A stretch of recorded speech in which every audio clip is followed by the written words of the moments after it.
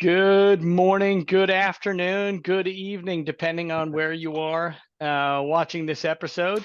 And welcome back to the Proactive Risk Management for the C-Suite monthly webinar series. Today's episode is titled Future Proof Your Retirement with Long-Term Care Insurance. And just so everyone knows, I kind of tried to play with the title a little bit. It could have been, Future Proof Your Employees' Retirement. It could have been Future Proof your client's retirement. But I thought I'd keep it simple and kind of expand a little bit here on the webinar. But really, this topic applies to everybody in this country. And it's depending on, where you are on the economic spectrum. We are all going to turn older at some point, and we all probability are going to need long-term care. So I am the host and moderator for today's webinar. And for those of you that don't know me, I'm a Vice President, Business Development Executive at Assured Partners. We work with management teams across the country who are looking to increase cash flow, reduce volatility, improve employee attraction and retention, and ultimately get more control of their company's insurance program and employee benefits. Now, looking ahead, we will have time near the end of the program for questions. When appropriate, please type in your questions in the question area of the chat panel. We may not get to all the questions, but we will look back at them after the presentation and provide responses back to the attendees. So this webinar is being recorded today and will be available for replay. Lastly, if something we've discussed today intrigues you, or you want to schedule some time to go over additional questions or dive deeper into the topic, absolutely reach out to me via email, call my cell phone, or send me a direct message on LinkedIn.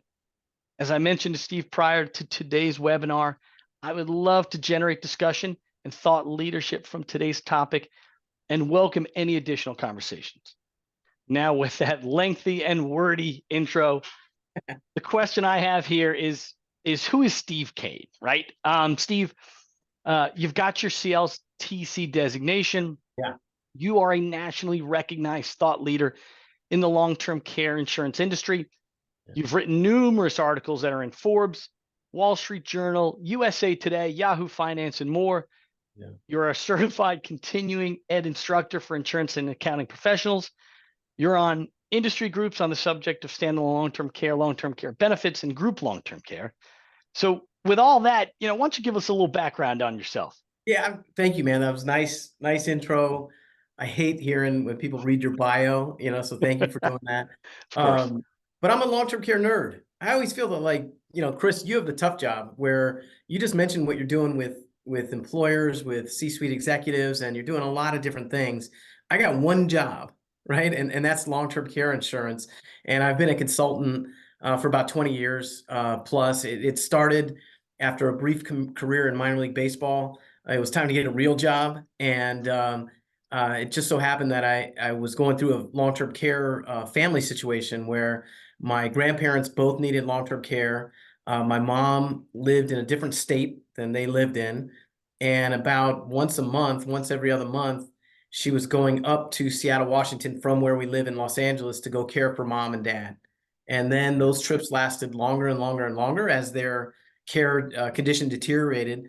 And I saw the impact firsthand of a long-term care event. And it was that I think was the catalyst for me to get into this side of the business. Is I want to help people plan for extended healthcare.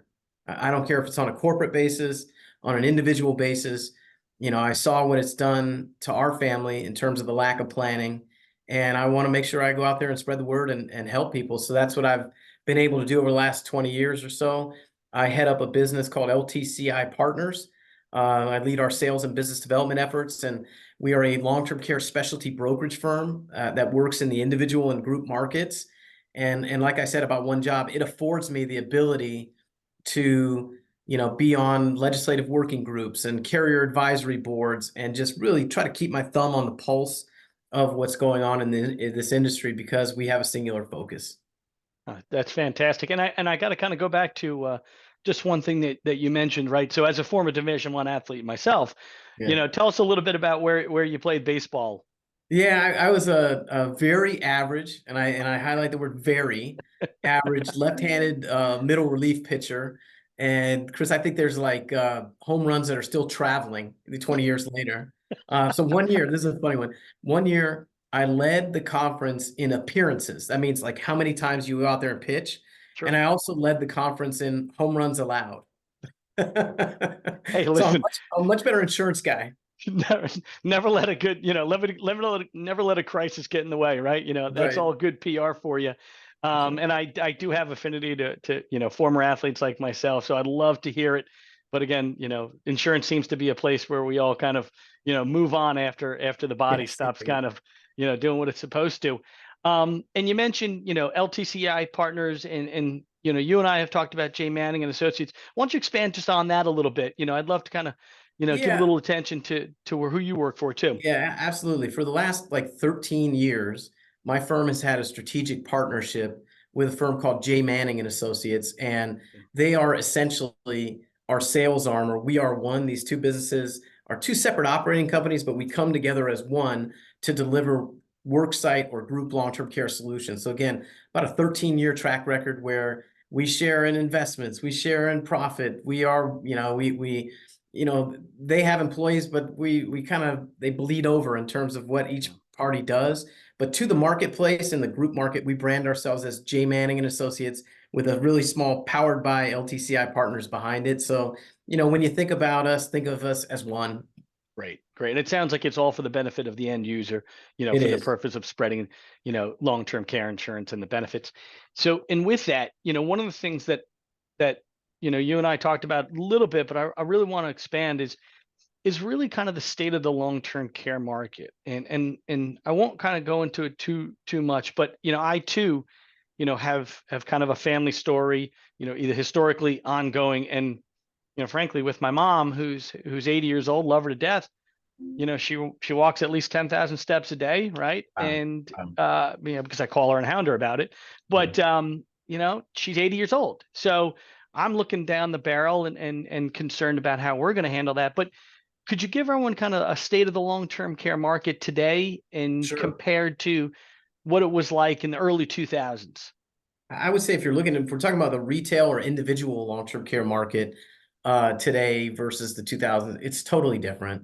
Early 2000s, you had, 50 to 100 companies offering this stuff, nearly $1 billion of sales in the industry on an annualized basis. And now it's a couple hundred million. I mean, it's just gone down like that. It's steady now, but it's just a much smaller piece of it. What's changed is the product solutions have changed, where the traditional long-term care product still a couple hundred million of sales annually, but really the preferred choice by consumers, advisors are hybrid or combination life and long-term care policies. And from an insurance company's perspective, they know life insurance. They know how to price that stuff. And there's different underlying actuarial assumptions that make it easier for the carriers to be in that business.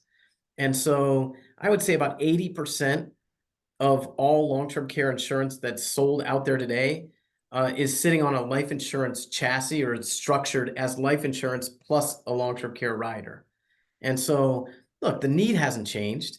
Right. We're in the midst of this demographic shift as people recognize that they need to plan for long-term care. Guys like you and I in that sandwich generation, my brothers and I are splitting up the bill. My mom's assisted living, and we're taking her out to dinner tomorrow night, is $11,000 a month, right? Well, mom's worth it, right?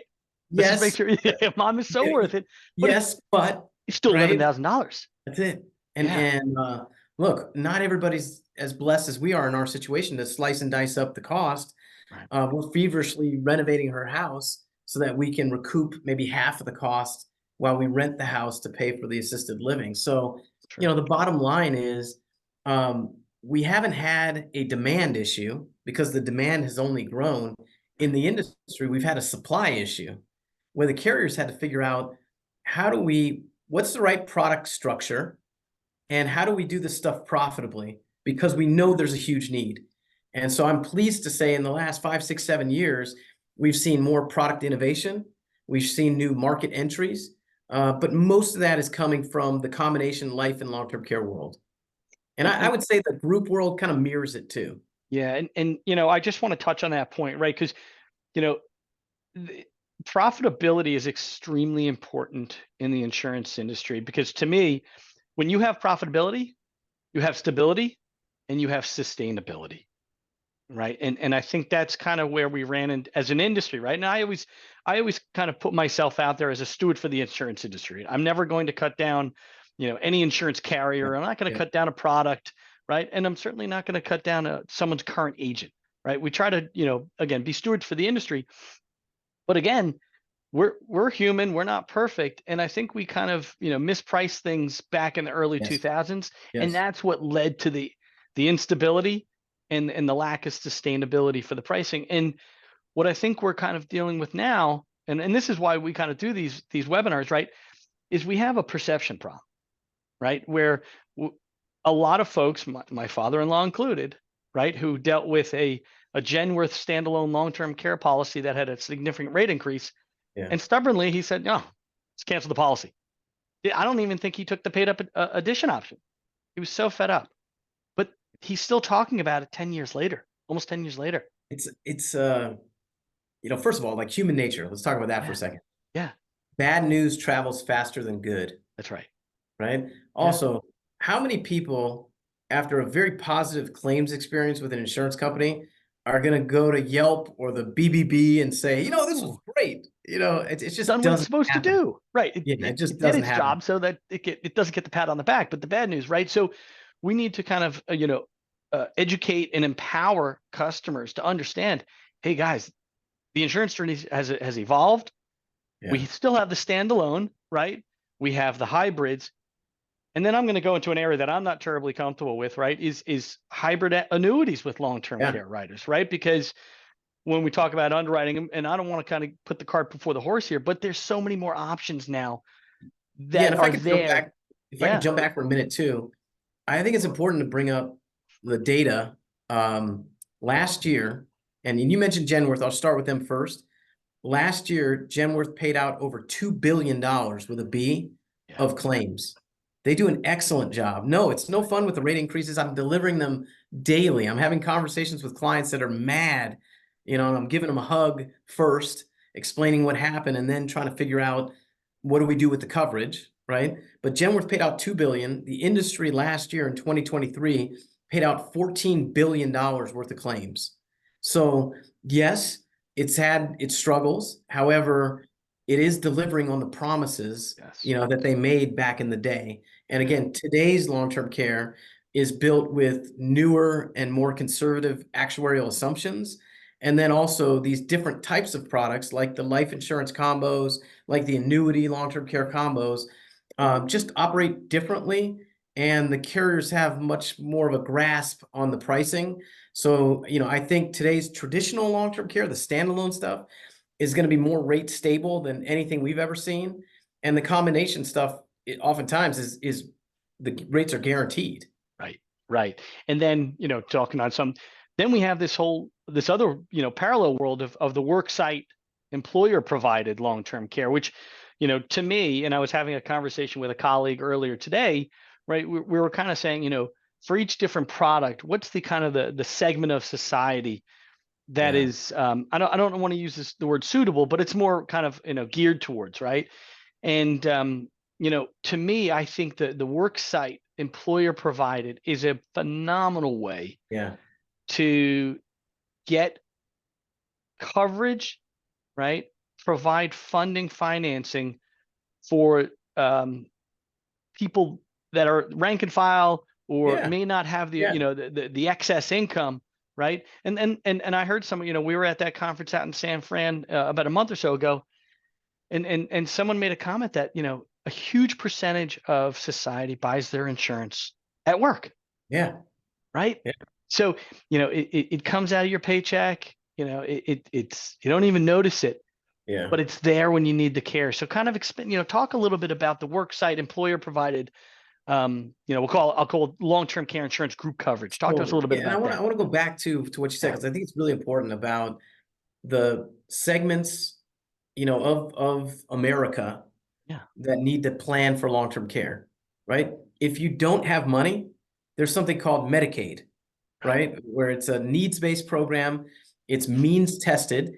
And it's really for folks at the poverty level. If you have no assets or income, then the federal government, along with the state, will provide skilled nursing care for you. That's called Medicaid, right? But what about everybody above that? I'm not talking about the high net worth client, the C-suite, everybody above that. I think that's where the worksite stuff comes in.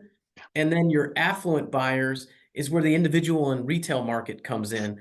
And I'm about to attend an industry meeting in San Diego on Sunday, and I always joke around with my industry peers that we as an industry have done a great job marketing, distributing long-term care insurance solutions, wait for it, to rich people, right? But what about everybody else? Right. And again, there's a whole bevy of products, life-based, traditional, annuity products that we sell to affluent customers. But where I see the worksite stuff is everybody else. Yeah. Don't get me wrong. We see C-suite executives buy worksite products. And nowadays we can negotiate with carriers higher limits for some of these worksite products. But to me, it's the person making 50, 60, $70,000 a year that can buy a worksite life with long-term care product or a worksite long-term care product that spends $100 a month, $120 a month. For whatever reason, $100 a month doesn't scare people. Right. I don't care what income level it's interesting, but I don't think it scares people. Well, it's kind of right up there, frankly, with kind of almost the cost of cable TV, cell phone, right? It's kind of in that, within the elasticity, I think, of the average consumer. Totally. But it covers a need that is maybe getting neglected, or they don't know how to do it. I think also, Chris, like some of those people that are buying these plans, by the way, the average purchase age, and we write a lot of this worksite stuff, is 47. The average premium that we're seeing is about 120 a month. That's over 50 plus enrollments last year. These are the current numbers for our most recent year. And, I see the trend going a little bit younger each year. I think the premium has kind of stayed stable, between $120, $130 a month is what people are spending, but the bottom line is a lot of those employees, making 50, 60, 70, $80,000 a year might not have a financial advisor. Right. This might be the only opportunity that somebody comes to them and says, hey, you know what? You need to plan for long-term care. And so that's why we think the worksite stuff is so important. And that business, probably followed a parallel track to the individual business. The early products were mispriced. They were all traditional long-term care insurance. Incorrect actuarial assumptions led to in-force rate increases, led to carriers tapping out. And then we shifted to these combination life long-term care products where it's supplemental group life insurance plus long-term care benefits. They work exactly the same way in terms of the long-term care benefit inside of that policy as a traditional plan. But again, it's tied to a life insurance plan. And that seems to be, frankly, the preferred option for a lot of employees out there. Yeah. And it also kind of highlights something I want to, you talk about age, right? And this is something that, truthfully, I turned 48, about a month or so ago. And one of the things that I did in open enrollment, because we had it offered to us, was I got myself, my wife, and my two daughters policies with long-term care.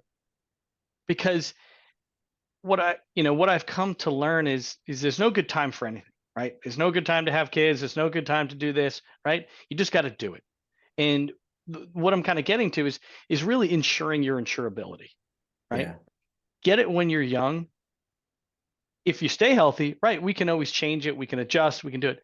But what if something happens and now all of a sudden your options get limited? So I always kind of talk to people when we're talking about the need's always going to be there.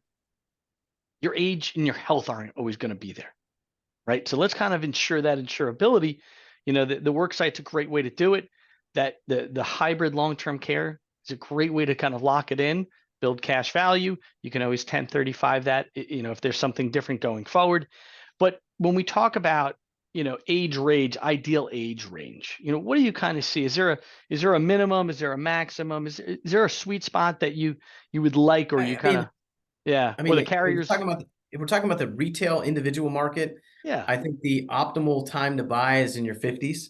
That's not to say we don't have clients in their 60s and even 70s, buying this coverage. But in terms of the pricing and the optimal time to buy, I'd say the 50s. In the work site, I would say it's these Gen Xers like me. Yeah. I'm dealing with two teenage daughters that just run me. And guess what? So does my mom, Right. and so, I'm highly sensitive to the issue. Even if I wasn't an insurance nerd, I would be sensitive to this issue. So I would say, mid to late 40s is where I start having this conversation with people, knowing that in the individual market, it's usually the 50s. Right. And what I've found is that long-term care is an event triggered decision, right? Individual or group, it's an event triggered decision. What does that mean? That means there's an event in my life Right. that makes me decide to take action. That event could be my parents and seeing what they're going through. That event could be my kids off the payroll, right? I've got some money I came into. It could be an inheritance. Yeah. It could be I just had a knee surgery 6 months ago, and I realized that I'm not, superhuman anymore. So it could be one of those events that triggers somebody to take action. And again, at the work site, it's just easier, Yeah. right? The carrier has been vetted, right? There's been due diligence leading up to whatever you're being offered. Also, there's going to be easier ways to qualify for coverage with guarantee issue or simplified issue. Um, and then there's a robust educational campaign around the benefit that's being offered. So if I know nothing about it, at least during a month during that open enrollment, I'm going to be educated about it. I could go Yeah. online. I can listen to a webinar. Well, I let's know talk about more the about work this site. issue. So, not to go, but who are some of the carriers that are offering work site that you guys choose to work with? Yeah, forgive me if I'm missing any, but Oh, you look at Aflac, Allstate, Chubb, Trustmark, Mass Mutual. I'm probably Voya's coming in with something, and right. and we sit on advisory boards, and just as industry consultants, we're approached by carriers all the time that say, "I want to come in. Yeah. I see what's going on, out there, and we see the sales going up like that in the industry. So we want to come in." So I expect additional 2024 and 2025 entries. But a lot of these companies have been around doing it for a long time. What we've been able to successfully do is convince them to give us more life insurance, which in turn gives us more long-term care insurance in these benefits. Well, so talk to me a little bit about this. And let's say if you're talking to, someone in the C-suite or, one of the leaders of the human resources department, and they say Steve or they say Chris, you know, how do these, work site long-term care, life insurance policies work? How would you explain it? And how would you explain the importance of Yeah. of this for your employees? Well, like the long-term care story hasn't changed. Right. It's protecting retirement income, it's protecting lifestyle, and 9 times out of 10, somebody in HR or somebody in the C-suite has a personal experience about Right. long-term care, right? So that part I find is pretty easy. Also, when you add on to that the strain that we have on Medicare and Medicaid today, I think people like nod their head and go, "Yeah, I get it. Yeah. We got issues as a country in Right. terms of social healthcare systems." And so, that part is easy. Then when you talk about the, products, I don't lead with product. You're leading with, this is the right thing to do for your employee base. Yeah. We're going to educate them. There's going to be a subset of the employee base that finds this really important and wants to plan for it. Right now, 20% of your employed population is caring for a loved one anyways. Right. And they're sensitive to the issue. So I'm sure they want to plan so that they don't have to rely on their kids, to be caregivers at some point. And then you start talking about the best practices of successful enrollments. This is before I even get into product. I'm talking about what works and doesn't work as it relates to getting awareness around this issue and getting enough employees to decide that this is important and to buy. And then when it gets into the product, you just say, "Hey, this is voluntary in most cases." I do want to talk with you about the tax treatment of long-term care if you're in the C-suite and funding these, but it's voluntary a lot of times. It's portable, right? So if the employee leaves, they take this policy with them at no penalty, same pricing, same contract. And then the way these policies work is pretty simple. It's a dual purpose policy. You got life insurance and long-term care. If I need long-term care, I've got a defined pool of benefits for long-term care. If I don't, I've got death benefit. And so that's more broadly appealing than traditional only, where I pay in as I go. And if I don't need it, there's no cash value, there's no return of premium. So I know with these policies, win, lose, or draw, I get something. Right. It's no longer that use it or lose it mentality where people pay, it was possible people could pay for 20, 25 years and then pass away, quietly in their sleep. Yeah. And there's nothing for the beneficiaries, their heirs. And Now, I don't want to make that sound like it's terrible, because no, that's how a yeah, lot of people are planning for long-term care. yeah, And so I always tell people like this is a good one, where I say, hey, with the traditional long-term care policies, you can pay in one premium, get into that accident, be diagnosed with that terrible disease, and receive hundreds of $1,000s of benefits. You win. Or conversely, you would live a great long life and you die in your sleep at age 100, or die on the golf course at age 90 something, like I want to do. right, Guess what? You win too, right, right? You didn't need long-term care. right. Like, Either that's why way, we it's good. buy insurance. Yeah, yeah. And I want to go back to you. You mentioned tax benefits. I won't go down the rabbit hole of my personal feeling on all where things are heading, but talk to us about some of the tax benefits that are being that exist, or that are being kind of maybe brought to the forefront, with long-term care insurance. Talk to us Yeah. a little bit about that. So back in 1996, HIPAA legislation was passed, and for most of us, it's like a knee-jerk reaction. It's like HIPAA, forms, like Right. disclosures. But part of that legislation included some very generous tax treatment about long-term care insurance. The federal government looked at this issue and said, we can't afford it.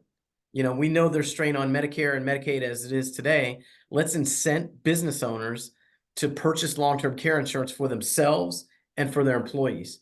So you've got very liberal tax treatment as it relates to long-term care. If you're a business owner today and you're on this webinar, think about this: deductibility of premium, discrimination, the ability to legally carve out and create a class of insureds to offer this to, unlike your medical or your 401k, where you have to offer it to everybody. So deductibility, discrimination, and income tax-free benefit. Well, wait a second, that doesn't sound right. With disability insurance, if I deduct it on the front end, I'm taxed as ordinary income on the tail end. With life insurance, I'm usually paying with after-tax dollars. That means the death benefit is always going to be tax-free. Right. Well, with long-term care, you got the best of both worlds. I can deduct it on the front end, and the policy benefits are income tax-free on the tail end. If my employer buys for me, it's not shown as a bonus. It's not on my W-2.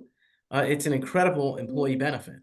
And this is some of the education that I think we as an industry need to do a better job, right? There's so many advantages and I think, tailwinds to doing this. The federal government, like you said, back in the late 90s, recognized that there's a math problem. Well, 2024, that math problem hasn't gotten better. It's gotten significantly worse, right? And to add some other benefits, there's, depending on how your group health is, right? HSA accounts, Yeah. right? They can pay for And that, long-term care premiums so I down the mentioned, road. Those are triple taxed advantage accounts. it's amazing. By the way, I've got an HSA, Yep, and there are 20 million plus other people in the United States that have HSAs. Now, right now, my balance isn't big enough because we're spending it on medical care with my kids sure. to do it. But I look at that as like a second retirement plan. And over time, that account is going to build up. And then at that point, I'm going to take those HSA dollars and pay for my long-term care, Right. It's making it a pre-tax purchase. another bucket of funding or financing That's that right. is taxed advantaged, right? Triple tax advantage. And one of the, again, talking to my colleague earlier today about this webinar, I explained to him, I said, one of the benefits of doing these is it kind of forces me to do a little bit of a crash course sometimes in the topic, right? I'm not looking to be the expert like you, but another thing that I came across, right, was the Secure Act 2.0, Yeah. which, the passage of when it was passed escapes me, but if I'm Last correct, year. there was talk, if I'm correct, Yeah. qualified retirement plans, 401ks, 403bs, right? Participants can take take out from their qualified plans before 59 and a half. They don't get the 10% penalty. Obviously, they're going to pay the tax, Yeah. but because of Secure Act 2.0, they can take money out, avoid the 10% penalty to pay for long-term care premiums. right? Correct. I'm not totally proficient in what that is, but these are you're finding more of these advantages are now being applied to long-term care insurance premiums. I'm still working on that. That one, by the way, Yeah. was passed, and then they had a 3-year phase in because they have to Right. work out mechanics, So I right? think it's On 2025 it starts, correct? 2025, yeah. Yeah. And I was blessed to be a part of that. Met with uh, senator's office and staff and finance office on that. It was out of Pennsylvania. The name is escaping me, but essentially, without penalty, I could take the money. Now the problem is that I'm still working on is that Yeah. you're taxed on the distribution. So let's say I take out $2,500 a year. I'm taxed on that 25, or it's shown as income. Yep. No penalty, no 10% Right. penalty, Yep. but it shows as income to pay for the long-term care. But I think what we're trying to get to is creative ways to use the tax code to help people plan for long-term care. Right. And no, the Secure Act 2.0 is not perfect today, but I think we're going to try to tweak along the way to make it more friendly for us. Yeah. And the tax deductibility, that's not going away. So if you're a business owner and listen to this discussion and you just want to do long-term care planning for yourself and spouse, just know whether it's a traditional policy or a hybrid life plus long-term care policy, a portion, if not all of that, is going to be deductible. Right. And so it just depends on how your business entity is set up. Certainly Chris can go into details with you on that. But the bottom line is we as consumers, we as Americans are more likely to do something if we know we can deduct it. Right? 1000%. Yeah. Right. Yeah. So, and one, I, when we kind of got, we're going into this, you and I spoke briefly and we said, we agreed that the need for long-term care insurance and extended care is there. It's important. It's not going away. But there is also this, and I can't help myself. I couldn't help myself. There is a state legislative Yeah. movement going on. It started in the state of Washington. Why don't we kind of expand on that a little bit? Not that the state programs that are coming up should be the driver, but I think it's definitely worth spending a few minutes talking about. So why Yeah. don't you kind of talk to us a little bit about, what's occurred, what's occurring, and where's the puck, heading, so to speak. So first of all, I'll say planning for long-term care is hard. Right. Right? Planning for, needing care 20, 30 years from now, because that's when we all assume that we're going to need it. Sure. It's hard. And I don't think we're wired as humans. Like these brains, and mine's probably smaller because I got a small head, 13 pounds of jelly that was built to protect us from dying. Right. And so I've studied a ton about behavioral finance, behavioral economics, and why we make such bad decisions about money. Right. And sometimes we overassume that, hey, this is not going to happen to me. If things are okay now, we assume that they're always going to be okay.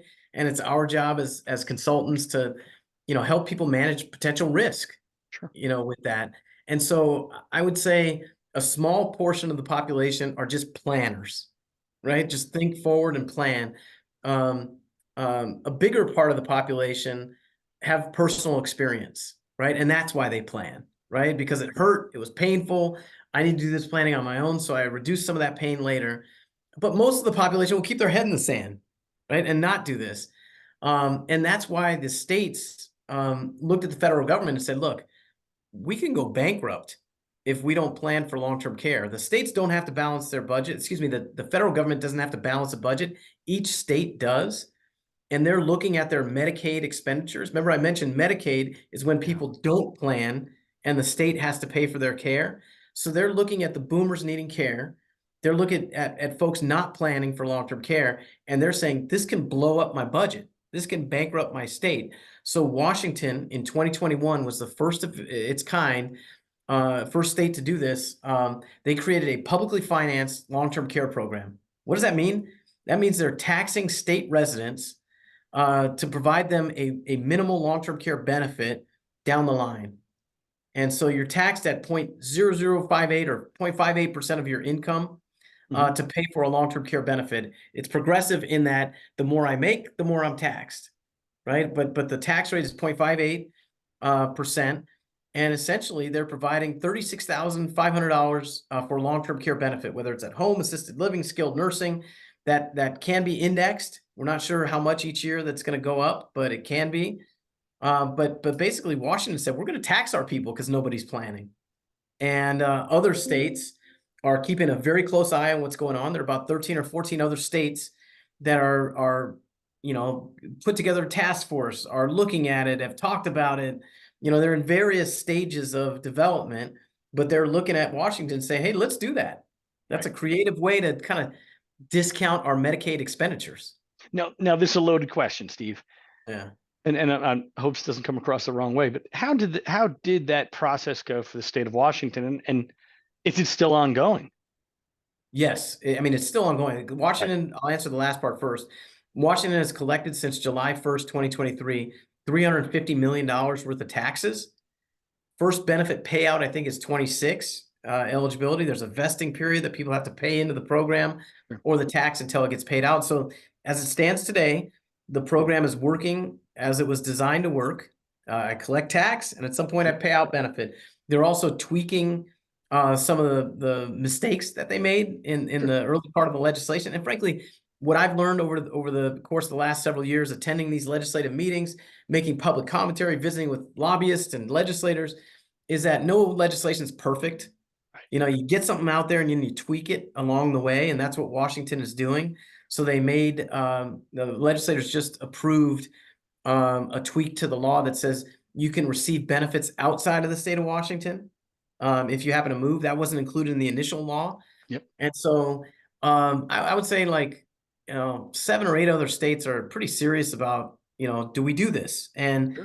I'll give you an example. New York and Pennsylvania, over the last couple of years, state senators have proposed laws that would do the same thing that Washington's doing. Now, they didn't go anywhere, and I don't expect them to go anywhere this calendar year. But I think their intent was to facilitate the discussion, to start this process, because it takes time, Sure. to get big legislation passed, and that's what you're seeing in California, Minnesota, Kentucky. Just said we're going to spend money doing a study. I mean, that was a Sure. state I never thought would do it. But what I'm trying to say is it crosses party lines. Aging is a bipartisan issue. Right. And so I think you're going to see more and more states explore this. One wrinkle with Washington, a guy from California, a hedge fund billionaire, moved to Washington about 6, 7 years ago, spent about 10 million bucks of his own money, and got enough signatures for a ballot initiative to make the Washington Cares Fund voluntary, which would essentially kill the program or defund it. So in November, the voters are going to decide. I will tell you that there's going to be tens of millions of dollars spent on both sides trying to convince voters to go one way or the other. Governor Jay Inslee last week said he's going to spend his remaining time in office fighting against those initiatives. So we'll see what happens. And I think every other state is looking at them too. One thing I'm going to do right now, just for the benefit of the folks on the call and the folks watching, if okay with you, because you guys do a phenomenal job at LTCi Partners, I'd love to share my screen and show your website, which has Yeah, the go for it. page and shows the map, right? Because I think visually, if people see, oh my God, what's really happening? So let me see. I'm kind of a Luddite here when it comes to technology, but I'm going to do my best. So let me know. Can you see my screen, Steve? Yep, got it. So look at this, right? So Washington, state of Washington, legislation passed, right? And it's still kind of evolving. Second category, right? Task force, we know about the state of California. That is again, going back to the baseball theme here, I would say that's probably late innings, and that's my words, not anybody else's, Yeah. but that's continuing to move forward, right? And then when we look at states that are having discussions, look how many states there are. Minnesota. I just think, Yeah. Chris, this map is going to continue to light up. Correct. I think what's going to happen, like, my litmus test is when a state decides to spend money, right? When a state hires a third-party actuarial firm to go out there and study the issue or come up with some recommendations, that's when it gets real. Or frankly, there's some, like New York and Pennsylvania, without that, somebody just wrote bills that mirror what's happening in Washington. So again, I don't think you're going to see any legislation passed in 24. I just think you're going to see more discussions. Right. And obviously those discussions will evolve over time. Are any of these legislations imminent? I don't think so. Right. And truthfully, and these are my words, not anybody else's, I don't think that people like you and I should be using this No to way. right. And I think you know where I'm going, right? Yeah. We are the need significantly trumps any possible potential legislation. And I I just would kind say, of want to get that across, right? yeah, two things. Like Yeah, the legislation is like a, oh, by the way, correct. planning for long-term care is important to protect your retirement, your lifestyle, your family members. And then, oh, by the way, the state of California is looking at ways to help people finance long-term care. One of those ways is a potential tax. And at this point, it's in the legislators' hands whether they want to write a bill or not. But there's a feasibility study that's been submitted Right, and an actuarial analysis as to how much this stuff would cost. right. And now some legislator has to take it on his or her shoulders and say, let's go. This is my issue. And here's also, I'll throw another benefit. The way that California, and I'm going to give them credit, the way they're going about it seems to be kind of slow, methodical, right? There's multiple stakeholders involved. And from some potential, I think, plan options, it seems like they're coming out with a menu, right? And things are evolving in a good way for the consumer. I think that as more states kind of look into this, I think you're going to see better versions, I do hopefully too. going forward. One last thing I'll mention about this Yeah, is two things. Number one, here's what I learned in the 3 years of sitting on these legislative task forces and visiting with legislators, is that you either have a seat at the table or you're on the menu, right? And in Washington, the private insurance industry was on the menu. right, They built that based on the failure of the private marketplace. I will say that all of the other states that are considering this want to partner with private insurance to provide a solution to the residents of those states. right. Um, and then all I'll say too is, like, number two is, like, legislation is hard. California has 4 times the amount of working age adults than does Washington. Same thing with New York and Pennsylvania. Yeah, And so these are multi-year projects that go right. on.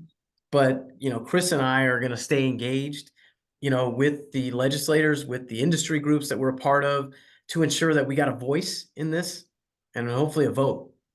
Yeah. And yeah, again, the need is there. The legislation conversation is and this might be coming. I agree. I just wanted to kind of address that. It is important. I don't think people should be selling based off of any potential legislation. Yep. Let's kind of talk, let's shift gears. Just I'd like to kind of go back to the product kind of discussion just a little bit, right? So we've got traditional standalone long-term care still in the marketplace, way more stable, I think, pricing and product than historically, right? And as we Right. move across the spectrum, we've got hybrid uh, permanent life insurance with long-term care riders. Yep. Then we've also got, the work site. We've got kind of, either term insurance with kind of accelerated benefit riders. And then we've got annuities with long-term care riders. Did I leave anything out kind of in the spectrum? Yeah, Right. And maybe. Yeah, yeah, I think there's one other one, and this goes to show that, like, we're in a good place. yeah, Like, yes, there are some mistakes that were made, and the industry is different, but we're in a good place because of the product options that we have on the table. Traditional, right? We talked about that. Life insurance with qualified long-term care riders. That's a long-term care solution first, right? I'm trying to solve a long-term care problem, but I've got some life insurance too. The one you missed was permanent life insurance with chronic illness or accelerated death benefit riders. yeah, You qualify for those the same way you would qualify for the life with long-term care products, but it's considered technically a acceleration of the death benefit or a chronic illness benefit. And I would say the majority of policies that are sold today include those riders. When somebody's buying permanent life insurance, I don't care which company it's coming from, they slap on that rider, that chronic illness or accelerated death right, benefit rider. Now, you need to consider, as a consumer, what does that do to my death benefit in the event that I need long-term care? They take away the death benefit based on the amount of long-term care you spend. And that's why if people are trying to solve a long-term care problem, I would say it would be with traditional long-term care, with life with long-term care, or the worksite life long-term care. If you're buying life insurance, then guys our age, Chris, should absolutely consider adding those riders to them because they're One such a low load. They're cheap. 1000%. And again, going back to my comment of kind of like ensuring your insurability, Yeah. right? I think, and these are my words again, when you're kind of in your 20s and in your 30s, right?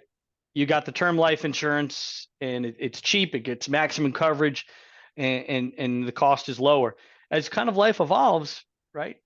The situation changes and you kind of learn that you need more permanent coverage. And then you look down the barrel of long-term care. So I always strongly recommend to people, if you're getting life insurance, absolutely look to throw some long-term care or chronic Yeah. illness rider on it. Now, just to kind of delineate between the two, because sometimes I think even folks in our industry tend to interchange Yeah. long-term care and chronic illness. Number one, they are totally different.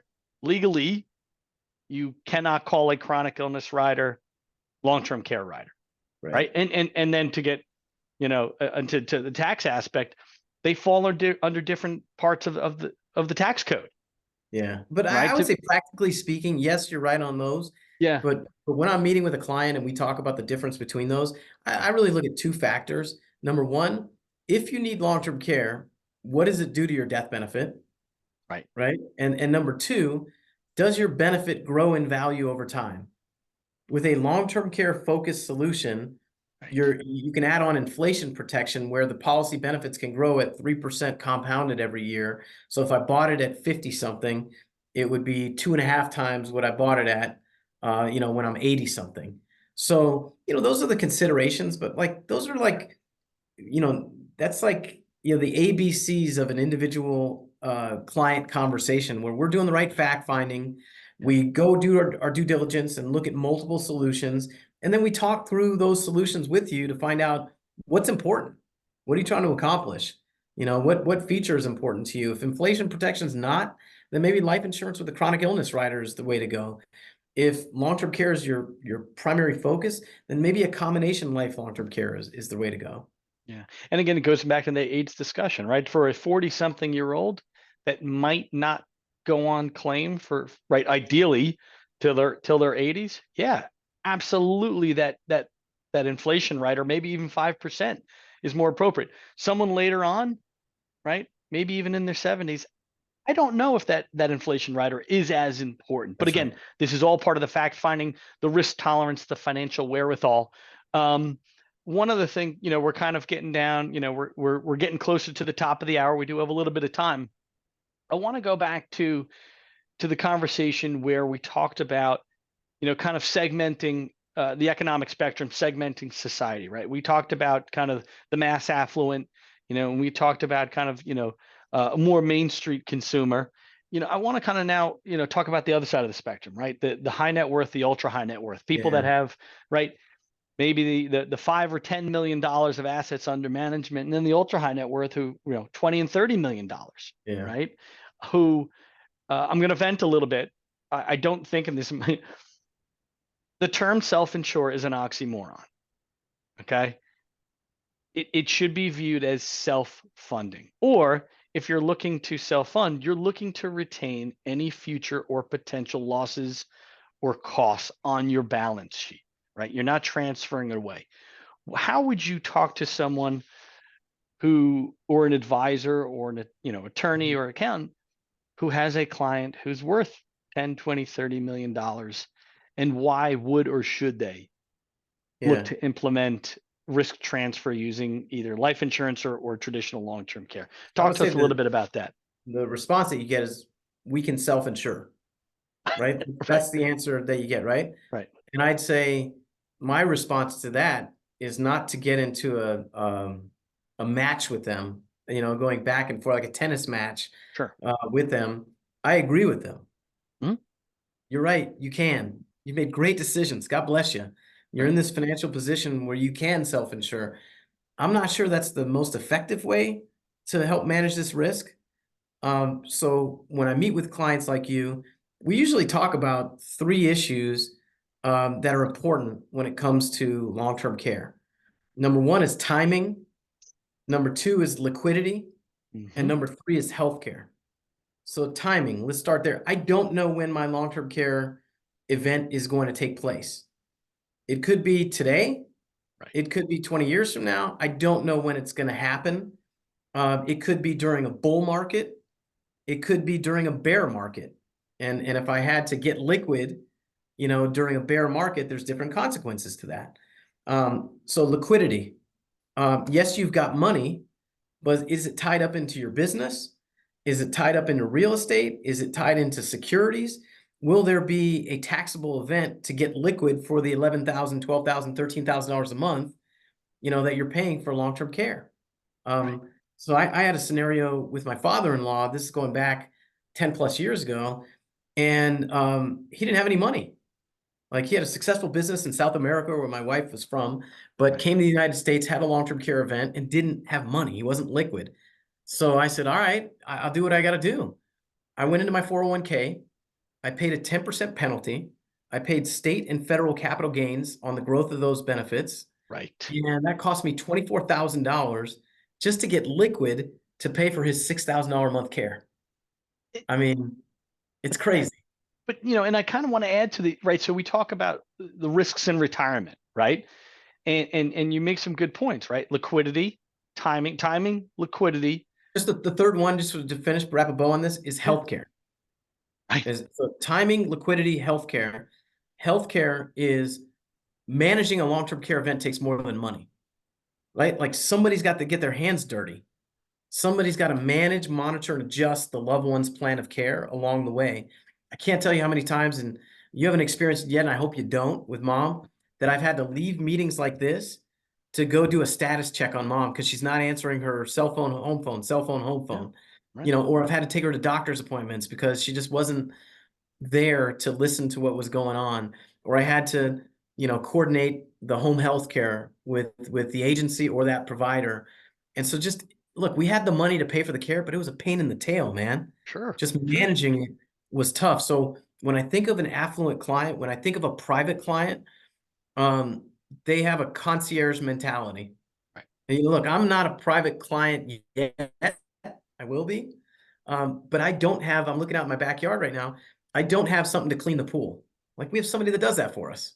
Right. I don't have something to mow the lawn. Well, like, we have somebody that does that for us.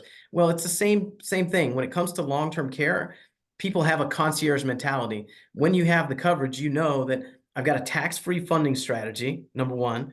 And number two, I've got personal care advocates that will work with me on my behalf to determine what's the right level of care and then manage that care along the way. That's why wealthy people buy long-term care. It's not about the asset protection for them. Right. It's about concierge healthcare.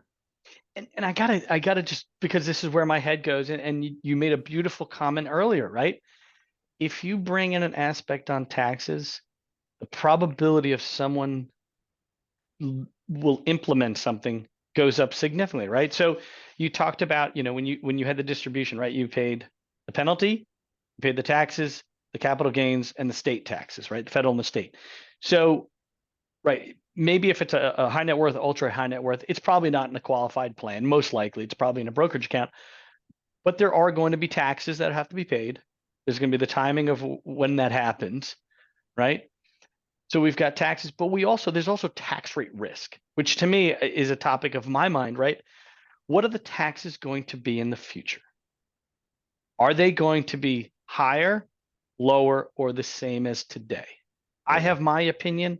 Yeah. If you look, right, if you look at a chart of this country's taxes on a relative basis, we are at it's almost like taxes are for sale right now. Okay. And I took that phrase from somebody else. I think you'd want to pay the taxes now and get that into an instrument that is going to grow on a tax deferred basis, Yeah. like life insurance, that's going to pay out long term care or chronic illness tax free, and it's going to give a tax free benefit to your beneficiary or beneficiaries. Yeah. And but by the way, It- like, I'll just say that again, yeah, our private client experience has shown us that we're not leading with the tax stuff. They understand money. Yeah. certainly, or the advisors, the family office understands money. But those conversations that we're having that get the client to take action are more about the client going like this. In the event that there's a long-term care scenario with a loved one, I don't have to do anything. Right. I know that we've got a bona fide plan in place that will fund it and then also give me resources to find the right care, for my loved ones. Yeah, and that's something I want to talk about too, is a lot of the carriers these days, they've got care networks, they've got contacts. Nationwide, I think, is a great one. Talk to us a little bit about some of the programs that the carriers offer. I think when we think of insurance companies, we have a knee-jerk reaction. Like Sure. I'm fighting with an insurance company right now for one of my daughters. Yeah. But with this, you don't have to use it if you don't want to. But these companies subcontract out, or some of them handle it in-house, where they have personal care advocates that are RNs, licensed vocational nurses, geriatric care managers, who will work with you and your family to maximize the claim spend, to interview home healthcare agencies on your behalf. Like I used one where they lined up 3 agencies, gave me a list of questions to ask, and we interviewed 3 different home healthcare aides before selecting the right one for my mom. So those services are included in the policy. They'll even negotiate discounts with facilities or agencies on your behalf. And we're seeing some carriers build their own networks, but again, it's not required, it's not mandated. Right. It's not like an HMO type of situation. These are just additional resources that are built into these policies. Steve, not that you want to, but I feel like we could continue talking about this for hours, days. I'm not going to subject you to that, and I know you're a very busy guy, so I just wanted to really to kind of thank you for donating your time to me and everybody else that's on the call today and that's going to watch this recording in the future. I know I kind of hounded you, out at that conference in San Francisco, so I I'm thank you happy to for do it. Happy to obliging. do But it. just want to thank you again. This is huge. This is continuing, and I really want to drive attention and traffic really to Steve Cain, to anybody that's watching. J Manning and Associates, LTCi Partners. Please go to their website. It is to say it's a wealth of information is a complete understatement. You guys put on webinars yourself. You put out some really good blogs, and there's information for advisors on there that really is incomparable to anything out there. So I We just want to appreciate make sure that. I highlight that to everybody Yeah. out there. Steve, thank you again. I owe See you you, guys. and great seeing everybody. Talk to you soon.